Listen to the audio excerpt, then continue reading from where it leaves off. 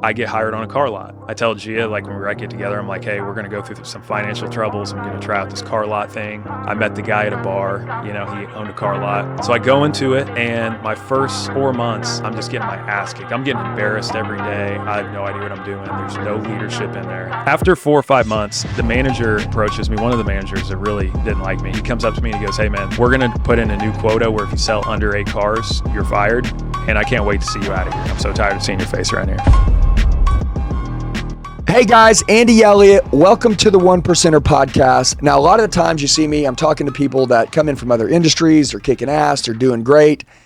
This is actually one of my coaches, okay? Now, I want to tell you something right now. I've got some awesome coaches. We have about 100 coaches in our company, and the Elliott Group has grown really big. Everybody always asks, Andy, how do I get a job with the Elliott Group? And I always say, you have to be inside the coaching program.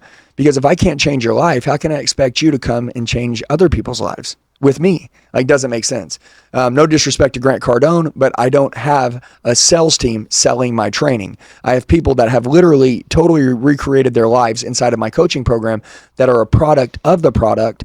And then they every day help us grow and be a part of this great mission, right? Mm-hmm. This guy's right here, Brendan. This is Brendan. He is 24 years old now? 24, yeah. Yeah, 24 years old. He's been with me for about 4 years through coaching and being with us. Is that all right? Perfect. And I want Brendan to tell a story, okay? I know a lot of you guys, I get 100 emails a day, and people are like, dude, and 1,000 DMs a day. They're like, Andy, I want to work for you. Andy, I want to work for you. Or Andy, how do I change my life? And, we got a lot of younger guys, but really this applies for everybody in life. Like if you're living and you're alive, this advice Brendan's going to give to you.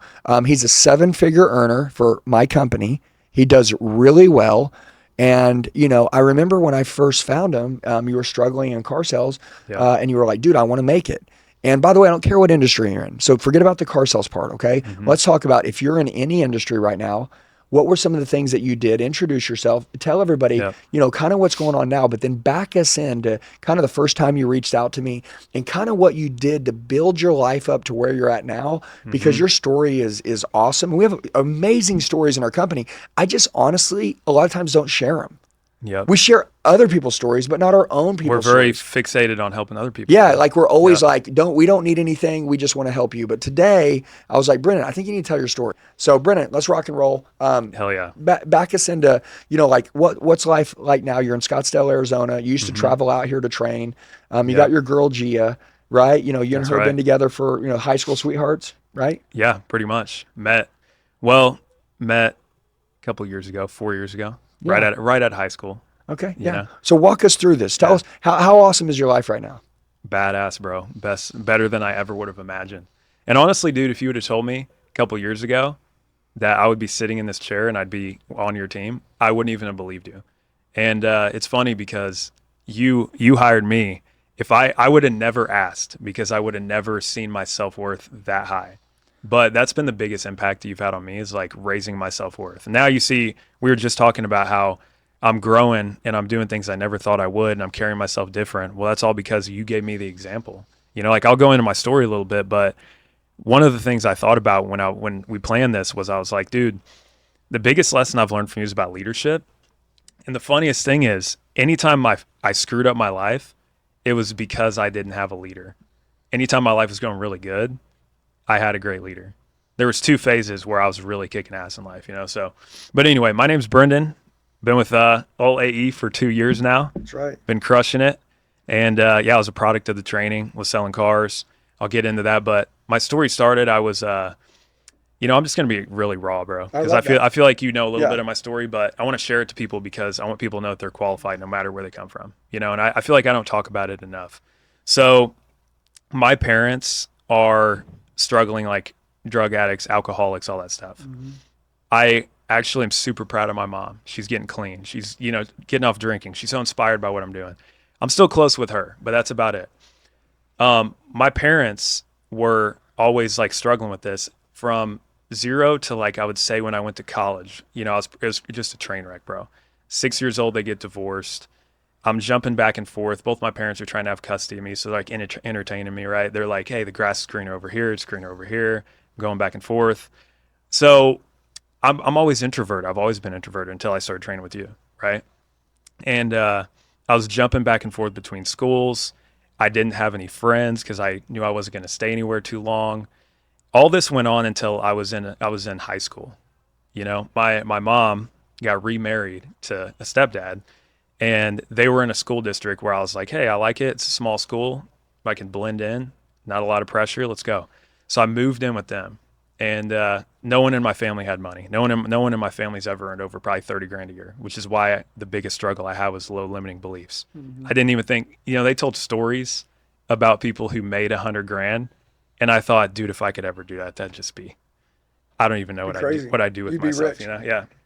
So I moved out there, and my mom had just, started dating this new guy. They combined all their wealth. They bought a house. They bought like, a couple acres of land. So like I was excited. Um, I go to high school and I'm still kind of introverted. It's not what it turns out to be with my family. Like, my stepdad's crazy. I can't do anything because I'm freaking 13, 14 years old. But my whole life, I always needed something to be obsessed with. And for me, my escape through every all the pain I ever had was basketball. So from like 5, 6 years old, I picked one up and I would shoot and I'd be by myself. And my mom worked at a college. So I would go to college, like I would go to work with her in the summer season during school, and I would shoot for 8 hours a day. And I'd play with people that were 10 years older than me. And I just kept working on it. And in high school, I realized my way out was going to be basketball. So I started busting my ass. I said, dude, I got to get out of here. I got to like establish my own person. I've never, scored over a B in any class I've ever taken. School's not my thing. I was like, I'm going to go pro play basketball. So junior year, I turned it on. I got psycho obsessed, and I was like, I'm gonna get a college scholarship. I'm gonna go D1, and I'm gonna go play pro. And I didn't talk to anybody. I put the blinders on. Ended up crushing it. My senior year, I got an offer. I worked my ass off. I got an offer to play D2. So I move, get out of the house. And I will say this too, right? Like this goes back to leadership. I never had good leaders in my life ever. Not a day. But in high school, my coach, my basketball coach, was my leader. That's He great. he accounted for me actually having a good life from like 14, 15, 16, 17. He was the one guy that I looked up to. Was he easy on you or did he push you hard? Pushed me hard as shit, bro. It's important. Yeah, crazy, man. But yeah, so I go to college, and something happens when I go to college, man. I took the summer off, and I'm waiting to go into my freshman year playing D2 basketball, and I started just hanging around the wrong people. And I start be adulting, and I want to fit in. I want to get girls. I want to I want to do all that cool stuff. I want to party with my friends who aren't focused on their future. So I go down this bad habit of drinking, doing drugs. I got hooked on it, man. And for about 3 years, I just was fucking my life up. So like literally over that summer, I got so bad that I dropped out my Mm-hmm. first couple months in college. And I was hanging out with, one of my parents, and I was going out with my friends. I was doing all this crazy stuff. I wrecked a couple cars. I should have died in a car accident. I got arrested a couple times, and I hated myself. I honestly hated myself. Mm-hmm. And it wasn't until I met you that I started to turn it around. So to get into that, I literally was working 9 to 5s after I got out of college. Right, I dropped out. My parents were let down. Everybody around me like didn't believe in me anymore. I became a loser. I was like, well, no one cares. I'm just gonna do my own thing. I'm gonna grab an apartment, pay bills, drink and not care. Yeah. I went down that road for 2 years. And one day I woke up and I was like, I hate myself. And I honestly considered ending it all. I was like, I don't know what I'm gonna do. I go to a bookstore and I buy a book called 7 Habits of Highly Effective People, Mm-hmm. right? And I read the book, and it shows a lady on one side, talks about a paradigm shift. And it shows a lady on one side, and you flip it over, and it's the same photo, but he points out some stuff, and you realize it's a completely different photo. Mm-hmm. And basically the whole point is it's not about what happens to you, it's about how you see it, how you Mm-hmm. translate it. And you can change your viewpoint on life in 1 second. Yeah. And it woke me the fuck up immediately. I don't know what happened, but I was like, oh my God, like I can look at everything I've been through as the reason I'm never going to be a winner, or this can be my story. Mm. So I start working out. I start taking better care of myself. I start cutting out alcohol, drugs, all that stuff. I'm completely alone. Right around this time I met Gia. This was right around time that I started to self-develop, and it just so happened I met the girl I'm still with today, going on 4 years, That's that awesome. has changed my life. And she's the one person who's never doubted me, Yeah, always believed in yeah, me. she Right? loves your ass. Yep. Lucky son bitch, you Yeah. know. But right after that, I get hired on a car lot. I tell Gia, like, when we get together, I'm like, hey, we're gonna go through some financial troubles. I'm gonna try out this car lot thing. I met the guy at a bar. You know, he owned a car lot. So I go into it, and my first 4 months, I'm just getting my ass kicked. I'm getting embarrassed every day. I have no idea what I'm doing. There's no leadership in there. I mean, this dealership is just the worst example. You know, Mm, yeah, it would trigger you. I understand. Trust me, I see it every but day. but yeah, so after 4 or 5 months, the manager approaches me. One of the managers that really didn't like me. He comes up to me and he goes, "Hey man, we're gonna put in a new quota where if you sell under 8 cars, you're fired. And I can't wait to see you out of here. I'm so tired of seeing your face around here."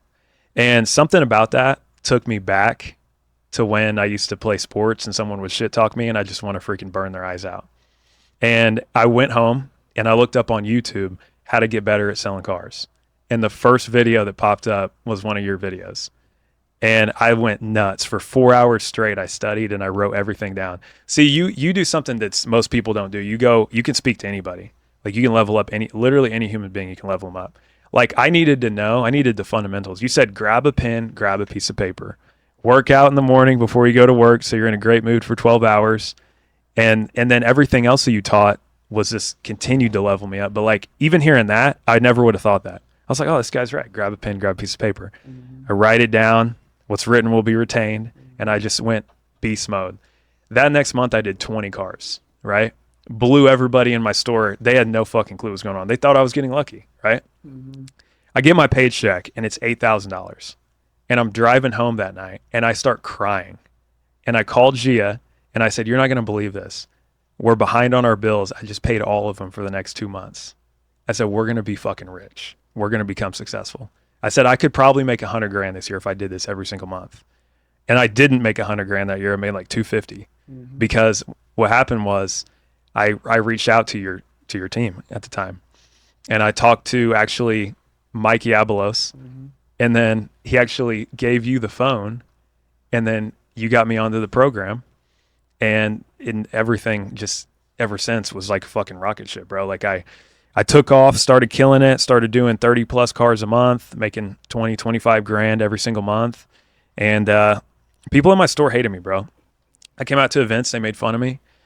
Everybody at that dealership had been there for more than 10 years, and none of them have ever done a 30 car month or made 30 grand in a month. And they still made fun of me, but I didn't care. I showed up, stacked money in my bank account, and I went to 4 seminars before we talked about a job. I remember the first seminar, me and Gia cried vigorously, not in the seminar. I was like, "Hey, hold it together, babe," you know. But in the airport, we started crying because we had just you should introduce us to an entire new life we never thought even existed. That was really what got me from like 10 to 25, 30 plus, because it raised my identity, what I thought I was worth. And then, I remember I DM'd you and I was telling you all about my story. I remember the second seminar I went to, I waited till everybody cleared out. And I think this is when you decided to hire me, because a couple weeks later, you reached out to me because you said, "I like your intentions. I like that you didn't come up to me and say, 'Hey, I want to work for you and make money.'" I came up to you and I said, "Hey, I don't need anything from you. I just want to thank you because you're the only leader I've ever had that steered me in the right direction. You've helped me get clean. You've helped me make money. You're going to change my entire bloodline." And I told you, you said, "What's your goal?" I said, "My goal is to lead people. My goal is to be the example. My goal is to do what you're doing, exactly what you're doing and what you did for me." And I remember that. And you DM me a couple weeks later and you're like, "Hey, you ever thought about moving to Arizona?" And I remember we came out to the next event. We talked about it. And as soon as you presented the opportunity to me, at the time, I probably was looking like, in the face, like I was freaking terrified. But I got in the car, drove down the road, and I told G, I said, "We're moving to Arizona." And I went home and I quit my job. And the rest is history, dude. I started 2 years ago. And the stories, the lives that I've been able to change, It's and the crazy. stuff I've seen happen, like, I can't even believe this is my life. I honestly can't, you know? Well, number one, crazy freaking story. And by the way, I've witnessed it all. So like Yeah. now you guys know it. And it's amazing. I mean, because this is truly breaking the bloodline. Hmm. Yeah, you're changing everything. Yeah. Let's talk about proximity of being around the right people, Mm-hmm. right? Like when you would come out and you would train, Yeah. we do these master closers to this day, Mm-hmm. the events that Brendan came out to, Yeah. the four that he came out to that helped him scale to that $250,000 in a place that didn't believe in him, they would make fun of him. Those events, we still do them every month. Yeah. So you guys can always reach out to him.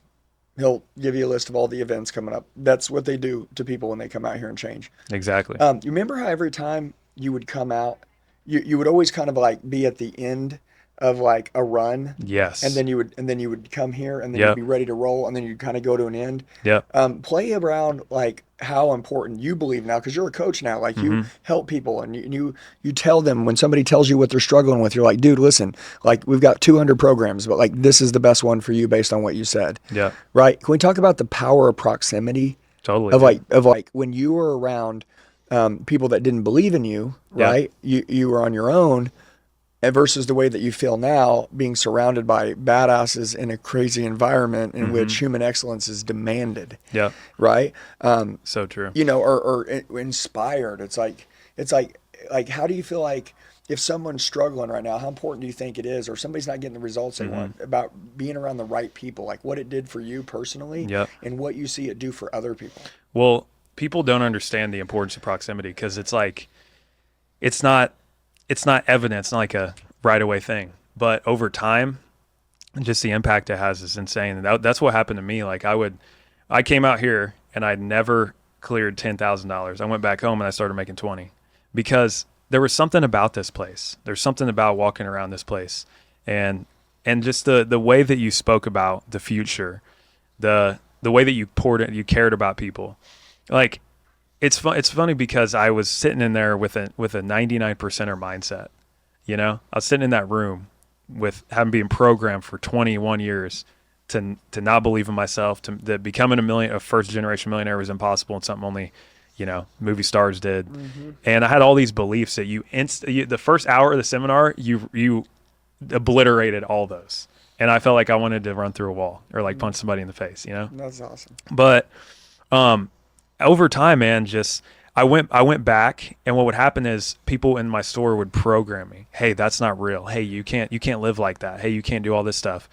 And I would hold off. Like I wouldn't let it affect me. But over time, like just hanging around people with low frequencies who don't self-develop. And when you're hanging around freaking losers, like it's hard to continue to raise your standards. But then I come back out here, it'd be like getting a fresh battery put in. Yeah. And then I'd run hot for like 3 months. I love And that. we just keep rolling. But What about the hate you got? Let's talk about that, because usually when someone raises their hand and they decide they want to change, people that are in their current life yeah, will tend. You guys will learn this. When you change, you're going to meet future people that will massively support you. They're like, oh my God, I love who you are. I love this. I need to be around you more. Yeah. But your current people that you're around now, when you make a decision to reach for more, to grow, which is what changing is, when you decide to grow, they make fun of you and they don't like that. Right? Absolutely. So like, how did you handle like the hate? Because I know you got made fun of a lot by studying, practicing, role playing, writing down word tracks. Totally, dude. Like I know that you got made fun of. So like, how did you push through that? Yeah, well, you have to be more committed to your future and your vision than you are to how people feel about you in the current moment. Ooh, that's a good one. You know what guys I'm need saying? to write that down. You said be Yeah. more committed to your future. Yep. Because I will say I didn't get psycho. Like I would say today, I'm crazy as shit. I mean, I'm like, I've accepted that I'm living a different life. Like when you're No one can yeah, unchange you anymore. totally. Like when Yeah. when we're in your meetings, I'm like, you see me, I'm like this. I'm like, yeah, fuck yeah. Like, let's do it. Yeah. Cause like I'm officially programmed and there's no going, you can't convince me Yeah. of another way to live now. And I carry that with me. So if I go to a different room where you're not in it, people know that the fucking Elliott Group's in it. They know it. Yeah. And I knew that. Which that, is a movement. Just so everybody knows, it's a standard that we live by. Yep. It's just a human excellence standard, and you not changing back has Yeah. probably been what's gotten you to this 7-figure mark, because you don't back up. Like a lot of people backslide, Yep. right? They come out to an event. I'm just giving an example, and then we never see them again. Exactly. And they go home, kick ass, do great. 2-3 months later, everybody's like, oh man, you came all hyped up and motivated from that event and did good, but So now what are true. you doing? How important is it to stay plugged in? Yeah, it's absolutely everything, man. I mean, going back to that, like now Like I'm to whatever grows you, like to yeah, stay plugged into that. like right now I'm literally crazy, but it took a couple times coming out for me to really like my subconscious mind to really accept like this is who I am. And yeah, dude, I mean, you coached me through it, by the way. Like after the first event, you were like, get him out of your life. Like you one thing that you helped me do that a lot of people need coaching with is you help me determine who needs to stay and who needs to go. And like how to use your intuition to find out who's the right people to have in your circle. Because some people had to go and some people that had to go were family. But there were some people who needed to stay. Like, and by the way, like one thing I'll say that I learned from you is the power of a relationship. Like Gia is everything to me. And I wouldn't be here literally without her. Yeah. And Because you said that. Yeah. yeah, because a good personal life makes you dangerous in business. Yep. If you were just working hard and you didn't have that great personal life, Yep. you wouldn't work as hard. Totally. You Dude. wouldn't want it as much. You know what I'm saying? Like Yep. like you have love from the home, and when you are intense at work and you kill it here, you also go to the home, you go to that unit and bring the same standards, the same levels. Yeah. You know. G is so grateful for the Elliott Group, by the way. Like, it's so funny because we were sitting at the first event and she's like, we got to come back. Let's plan our trip to come back like right now. Because Yeah. I need to see you like this every single day for the rest of my life. Yeah. You know? Now she does. Exactly. Yeah, and let's talk about how important it is, even to this point, to like staying close to what's good for you. Like you Yep. work here now. We're here. We Yep. run this. We're all kicking ass.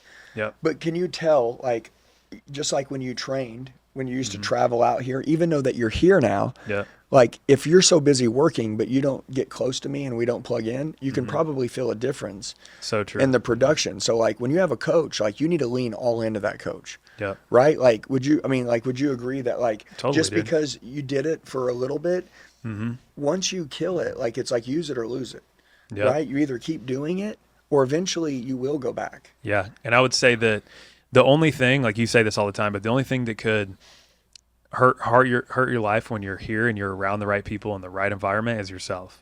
It could be the devil creeping in your head. Yeah, he's good at telling you lies. Yeah, and I mean that happens to people all the time. Most of the time, people self-sabotage.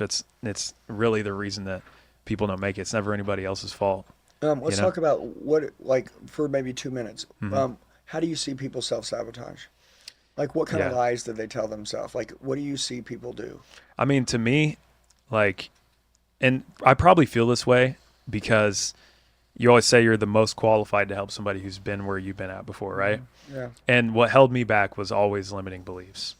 Yeah, like And I you're, didn't even- you're immensely qualified. If Yeah. you can overcome limiting beliefs, you can help someone else overcome them. That's Because your yeah. greatest struggle is now you're a strength and a coach for struggles like that. Yep. And I feel like that right there is what holds everybody back is they have limiting beliefs about success. And there's beliefs that you know that you have, and then there's the ones that you don't know that you have until you get around the right coach who can help you identify those things. Does that make sense? Like Yeah. you told me Facts. to read a book called The Mindset of a Sales Warrior. And I devoured that thing because This I is was a like, damn good this book. is speaking to my soul, like talking about the leashes that people have and their problems they have with their self-image.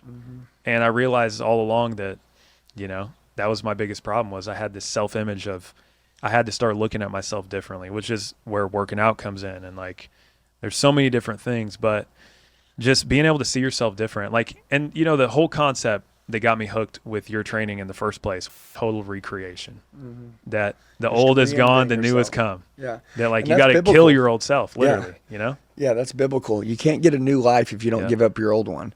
And so many people they want to keep their old past with them, and then you can't get into the future. Yeah. And so another good book was Be Your Future Self Now. Love that Right, one. that's That a was so killer good. book. Yeah. And so in that book, he was talking about mindset of the sales warrior. It talks about knowledge plus performance minus leashes. Right, remember that? Yep. Knowledge, what does that mean? New information. You took new information, you're thinking different. Plus performance, what does that mean? You got to work hard. Yep. Once you get the new knowledge, like if this everybody could take the information on the internet right now, Mm-hmm. they could become rich if they just work hard with it Yep. and not quit. So knowledge, which is like the information we learn, Yep. plus performance, which is the hard work, Mm-hmm. and then you said minus leashes, which is anything that you're making excuse of I'm not good at this, I can't do that, things like Yep. that don't work for people like me, or any of those little things that prevent you from growth.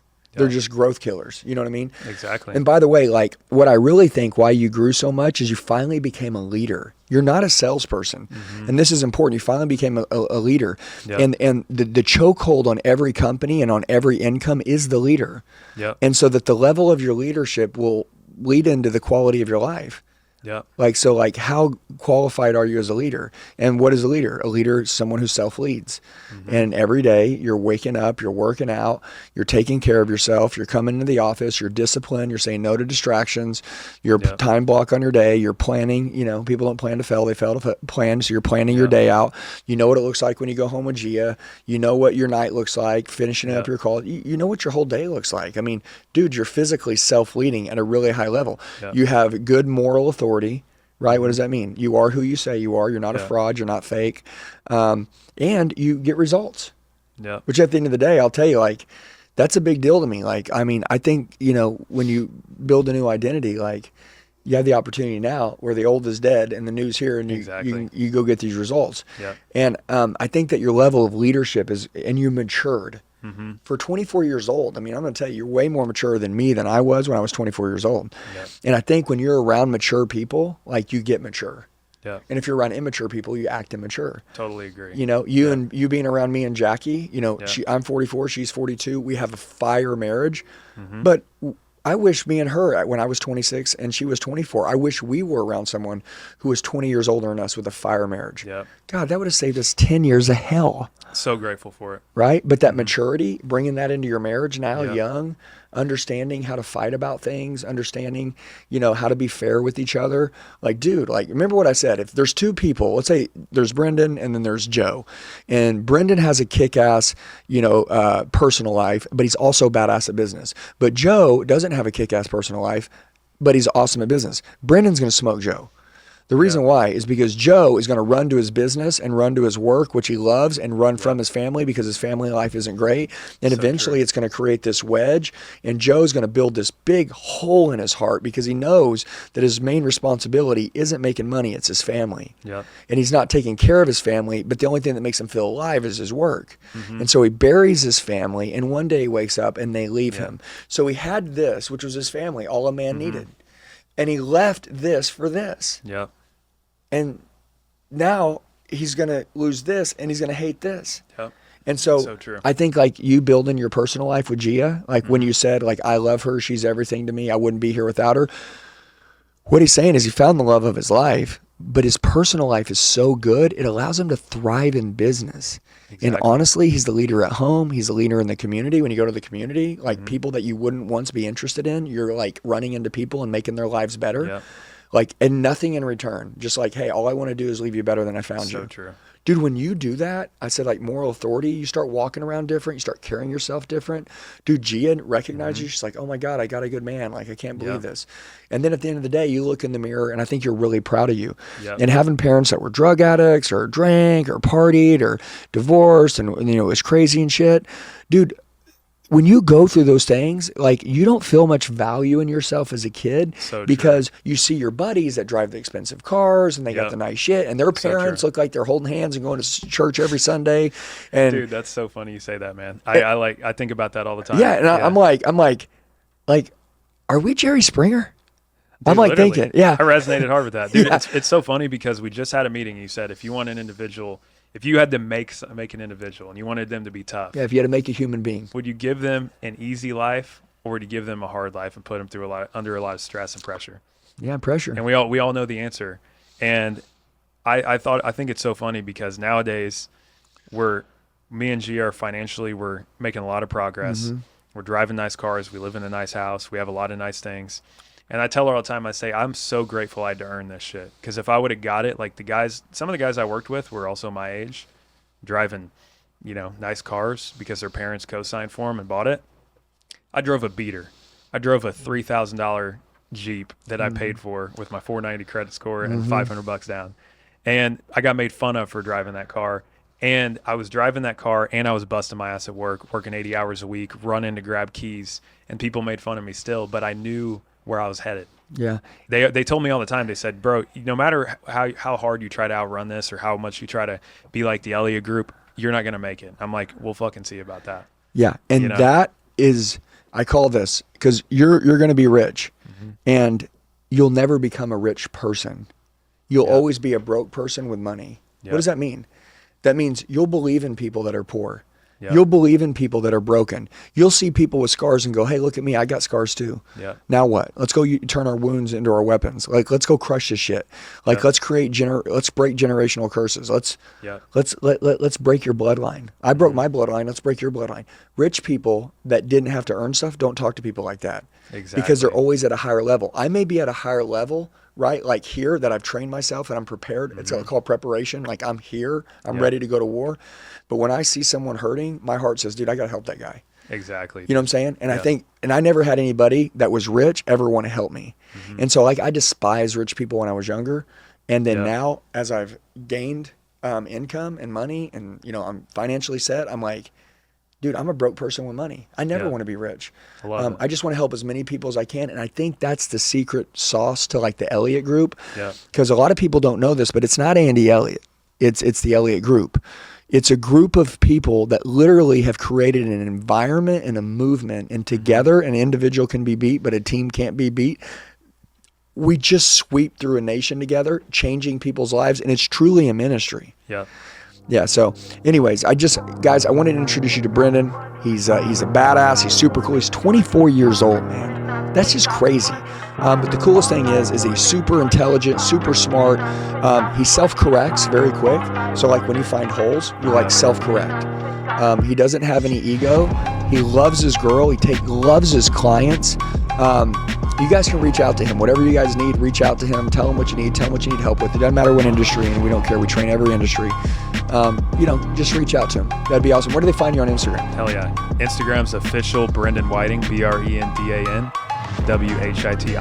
And my cell phone is 618-305-4070. That's it, guys. You know how to get a hold of him, man. I appreciate you, bro. You want to take over the world. All right, guys. Love you. It's been a good 30 minutes. We'll see you in the next podcast. Let's kick some ass.